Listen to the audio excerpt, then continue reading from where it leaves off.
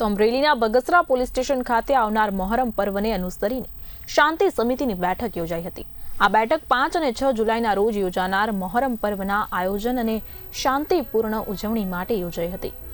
બેઠકમાં ડીવાયએસપીની અધ્યક્ષતામાં હિન્દુ અને મુસ્લિમ સમાજના અગ્રણીઓ ઉપસ્થિત રહ્યા હતા।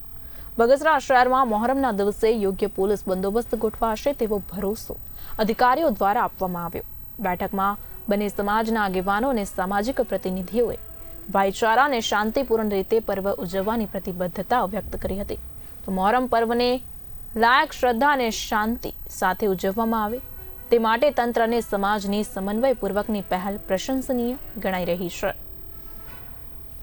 આગામી 5 અને 6 તારીખના બગસરા તાલુકામાં જે મોહરમની ઉજવણી કરવામાં આવવાની છે તેના અનુસંધાને આજરોજ બગસરા પોલીસ સ્ટેશન ખાતે એક શાંતિ સમિતિની મિટિંગ બોલાવવામાં આવેલી હતી, જેનામાં દરેક સમાજના અગ્રણી લોકો છે એ આવ્યા હતા।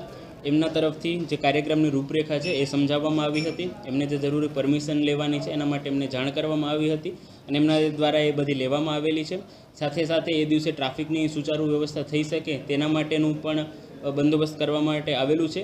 એની સાથે દરેક સમાજના અગ્રણી લોકો છે એમણે શાંતિપૂર્ણ રીતના આ તહેવારની ઉજવણી થાય એના માટે બાંહેધરી આપી છે અને જ્યારે પણ આ થઈ રહ્યું હશે ત્યારે પૂરતો પોલીસ બંદોબસ્ત રાખવામાં આવશે, જેના લીધે શાંતિપૂર્ણ રીતે માહોલમાં આ તહેવારની છે એ ઉજવણી થઈ શકે।